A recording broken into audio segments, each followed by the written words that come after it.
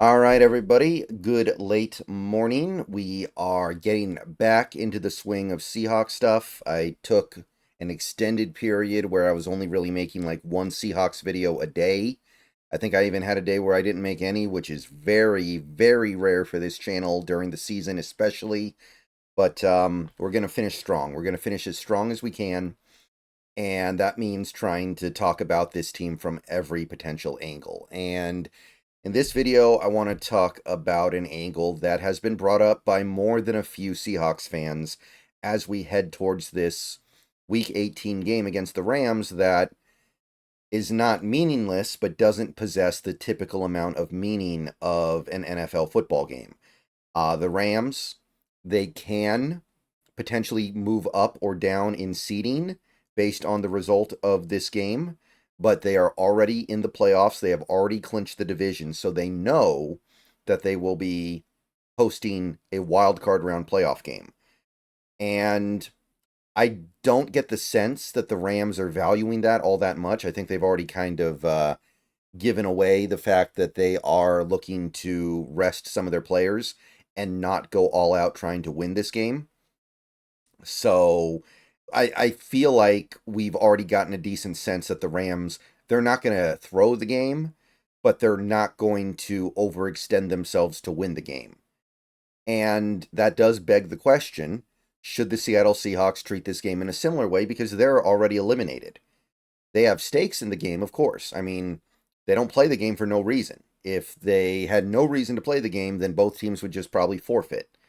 But the fact that the players are going out there on the field on well, the what is it, SoFi, on SoFi Stadium, on that turf, that, I mean, the game's still going to happen regardless of whether or not it could result in anything meaningful for postseason stuff. Now, with that question also comes a interesting little debate at the quarterback position, because I think most of this stuff, there's really not much to say. Like, I don't think you're going to bench Charles Cross or Abe Lucas. I think you're going to play those guys the whole game unless it gets completely out of hand. And you need to see what those guys can do. You need to see those guys finish the season, see what's up, especially someone like an Abe Lucas. I don't think you're going to hold out a guy like Devin Witherspoon. I don't think you're going to hold out a guy like a Boye Mafe. You're not holding out somebody like JSN. I don't think that stuff would make a lot of sense, and I don't think you're going to see that.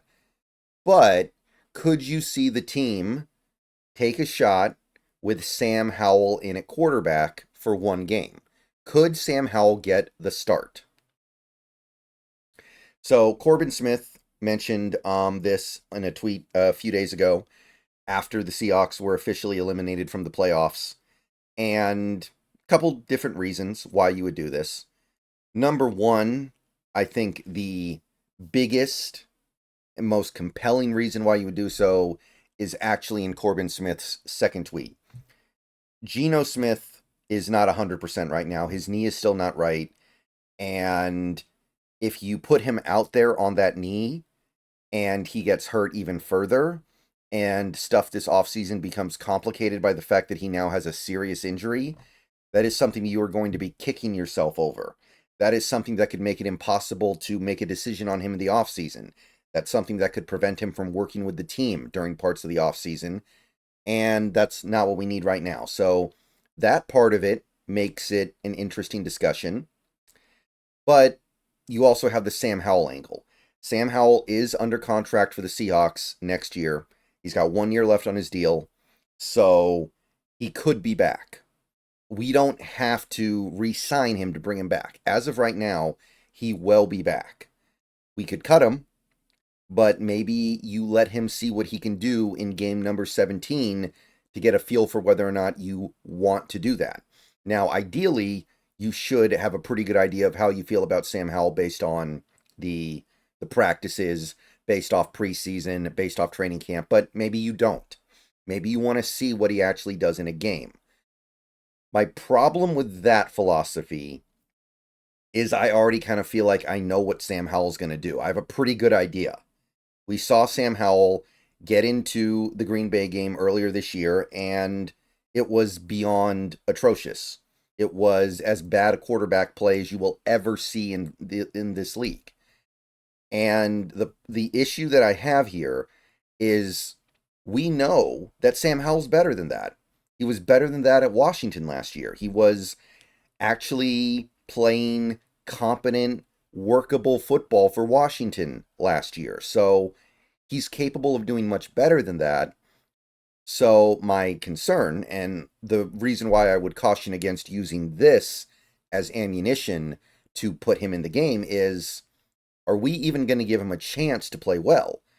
Because Ryan Grubb is still the offensive coordinator. You can't bench Ryan Grubb and let Jake Peetz be the offensive coordinator for 1 week. So you're going to have Sam Howell out there doing Ryan Grubb stuff that has made Geno less effective and already showed it made Sam Howell look completely incompetent. So to me, I'm like, how are we going to learn anything from watching that? Like, you see these other teams out there, these other play callers, offensive coordinators, their backup quarterback gets in the game. They got stuff they do to make it easy on the guy. They run the ball. They have easy free passes. They do play action. They do a lot of stuff that is designed to make life easy on the quarterback because they know the quarterback isn't their main guy. When Sam Howell went in against Green Bay, I didn't see any of that. I just saw, hey, pure drop back, 7-step drop, 5-step drop, shotgun, no play action. You have to survive on the hardest mode. And Sam Howell couldn't. But that's not an indictment on Sam Howell. He shouldn't be forced to play in those situations. So I think I know what's going to happen. I think Sam Howell's going to go out there on Sunday against the Rams, and he's going to look really bad. And we're not going to learn anything from that because ultimately this offense is not conducive for good quarterback play. So I don't feel like we're going to learn anything. And if you're not going to learn anything from it, then what's the value of it really? Like if Sam Howell goes out there and looks really good, maybe you learn something, but to me that is very unlikely unless you call the game in a completely different way than you've been calling most of the games this year. You need to be balanced. You need to do play action. You need to come up with stuff that makes life easy for the quarterback. Simple reads, stuff to the flat, stuff where he gets to just hit his back foot and get the ball out of his hands. And if you're not going to do any of that stuff, then I don't need to see it because it's going to be ugly, it's going to be unwatchable, and some people are going to come away from that thinking that Sam Howell is this atrocious quarterback when he's not. He's not. Just because he would look atrocious in this offense doesn't actually make him atrocious. Now, maybe he's not good, maybe he's not even average, but he can play. He's not nearly as bad as he's going to look in this offense. So I don't know how to feel about that one. Like, I don't need Sam Howell to go out there in Week 18 against the Rams, look like garbage against a bunch of Rams backups, and then have everyone this offseason talk about how Sam Howell's the worst quarterback ever, when, again, I think there's a bigger problem here. Like, this fan base is kind of out for blood right now with these players, it feels like. So I don't need to give them more blood. So I don't know about that angle. I'll put it to you that way. Like, you look at a team like the Packers, what they did with their offense when Malik Willis was in at quarterback, and they actually won a couple games with him. They kept things cultivated for Malik Willis, his very limited skill set, and he got them a couple of wins. I don't know if Ryan Grubb is going to be able to do anything like that. So that part, I don't know. Now, there is a third angle here, and Brady Henderson gets into it in these tweets right here. The Seahawks can't get into the playoffs, but their regular season finale against the Rams won't be completely meaningless. For one thing, Geno Smith will have $6 million worth of contract escalators on the line. He has 3 escalators worth $2 million apiece that are within reach. So let's take a look at these escalators. So we have 3. First one is 10 wins. If the team gets to 10 wins, Geno Smith gets an extra $2 million. Now, that incentive, I don't know. I don't know what you can really do short of throwing the game to prevent that, right? You could bench Geno and still win the game, I guess. If the Rams are going to empty out the benches and back up the trucks, then I guess you could win with Sam Howell. You could win the game 6-3. Maybe the Rams throw the game to make sure you get the 10th win. And, well, no, they're not going to throw the game, but you guys get what I'm saying. Yes, benching Geno Smith makes it a lot less likely you win this game, but it also doesn't preclude it. If you really want to make sure you lose this game because you don't want to give Geno Smith the extra $2 million, there's a lot more you need to do, and you don't want to do those things. Ask Doug Peterson. So that part's kind of whatever. There's also a $2 million escalator for passing yards. He needs 185 more passing yards. So if he plays in this game, very good chance he gets to that. So you let him play this game, you're probably giving him the extra $2 million for passing yards. However, completion percentage is the opposite. He's currently at 70.2 completion percentage, approximately 70.2%. His marker for the escalator is 69.8. So right now he has it. And if you bench him, he can't lose it. So by playing him, he could potentially lose that escalator if he throws enough incomplete passes. So on the average, if you were to take the average of all these situations, you're saving a tiny bit of cap space in 2025 if you bench him. But it's also something that could cost you, hypothetically, in a scenario where he would have played a bad game and had low completion percentage, maybe not even thrown for the 185 yards and not won the game. So this is a consideration, but it's not necessarily the strong argument to bench him that you would have expected. Yes, a lot of stat escalators are just based on volume stuff, like counting numbers. These ones, not necessarily. But it's still a reasonable possibility. Like with everything that I just said, you can put together a decent argument for this. I personally would say don't do it, just because I think that Sam Howell running this offense is unwatchable, and I don't want to watch it. How about that? Like, I don't think any of these arguments are compelling enough. Like Geno Smith, I know he's not 100%, but he's, I think, probably over 90%. He's not completely himself, but he can play, and I don't think there's some overwhelming risk of him making it a lot worse. I think that it's just pain tolerance and a lack of mobility compared to his typical self. So I think he can get through it.